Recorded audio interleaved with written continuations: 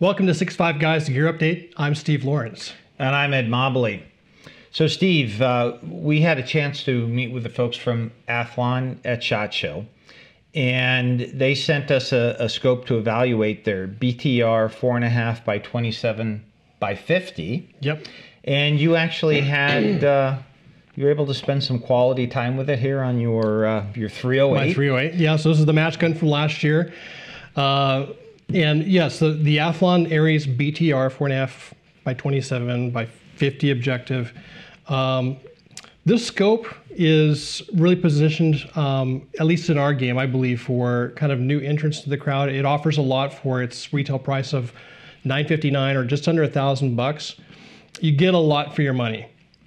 However, I would say for the guys that typically run high-end optics, it's not going to be the same experience. There are going to be obvious differences, but for the things that matter, it actually performs very, very well. Okay, and it's like when you purchase the Camry, you're not going to get every accoutrement that you have that you have on the Lexus. Yeah, so I have been running this. They sent it out about 6 to 8 weeks ago, so I've actually had some... Oh, that's being kind. I think we got it a lot. I think we got it a lot earlier than that. Let's say I've been running it for 6 to 8 weeks, okay. And so I didn't want to just unbox it and look at it. I actually wanted to try it out, and I have.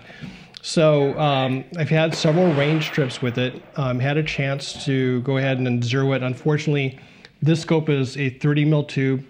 Most of my scopes are 34, so I didn't have a quick set of rings to drop it into. I did have a burst pepper mount that I usually run on an AR platform.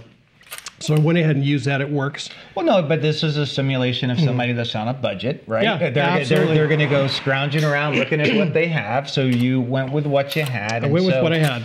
So the key question is performance downrange functionality. I mean, what was your experience with let's go through kind of each piece. So zeroing it, a few things. So the screw at the top I felt was fairly small, a little bit smaller than what I'm used to. This is the type of turret that if you're going to re-zero it, you're going to take a coin, unscrew the mount, once you're all zeroed up on your turret in order to reset the zero.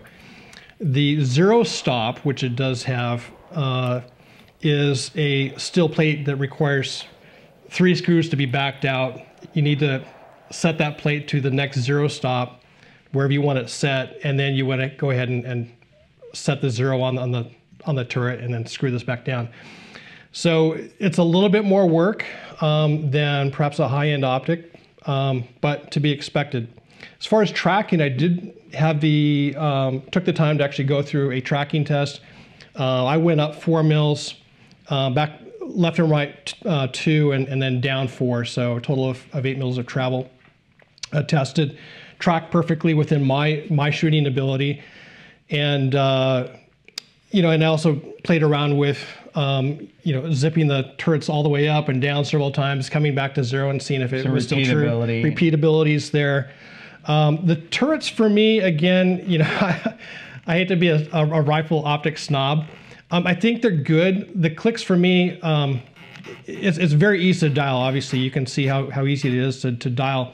So you could, again, depending on what you're looking for in a scope, to me, I would have liked a little bit thicker detents, either that or a little bit more resistance on the turret turning.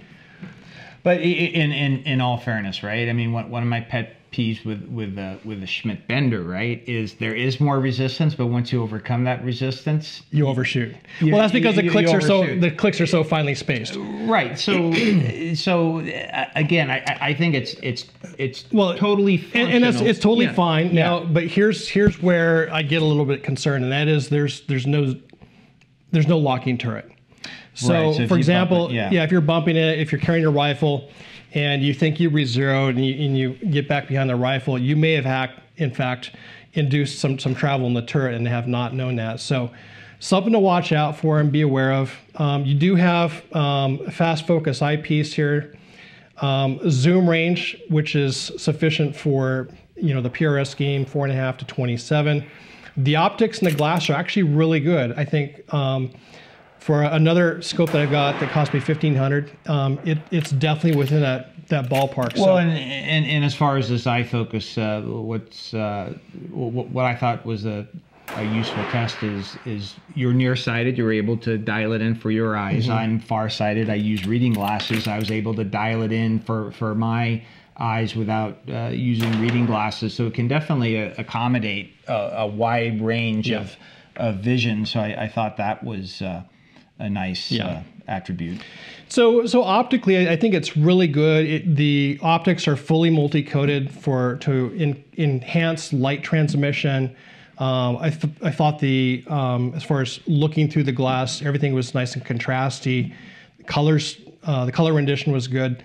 So I think optically, it's right up there with a mid-range, $1,500, $2,000 scope. The reticle design. Lit reticle? Lit reticle, yeah. So you can light the reticle. You also have side parallax. As far as the reticle options, they have several. This one is their AP LRC mill reticle. I'm not sure if I got that right. APLR3.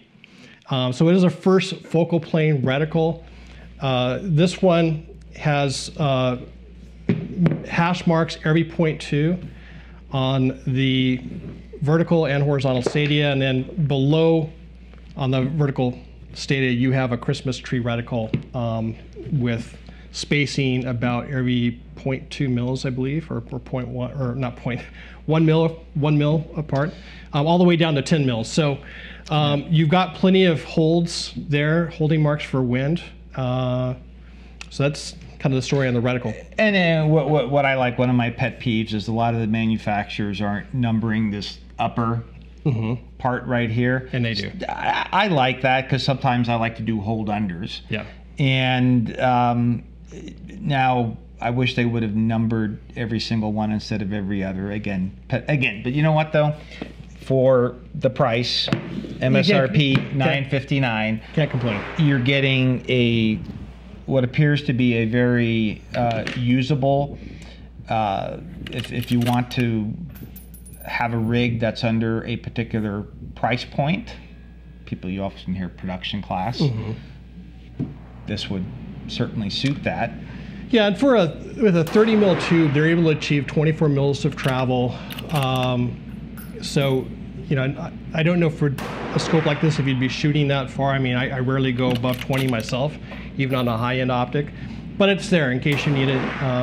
You'll be able to dial up to those long distances. Well, Steve, I mean, thanks for sharing your experience at the range, and I have to say, just my experience, not actually shooting it, but just playing around with it.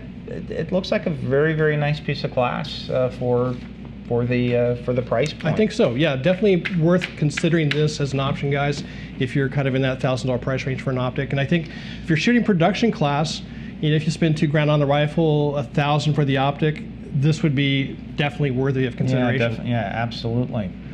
Well, good. And as far as, I mean, this is a broadly retailed item, right? So you could find this at a number of different places. Yeah, there are a ton of Athlon dealers. Their product distribution and the various channels are all over the place. You shouldn't have a problem finding a place to buy these. Street price is probably going to be lower than... I would think so, yeah. I think it would definitely be below MSRP. So. Well, good. Well, good.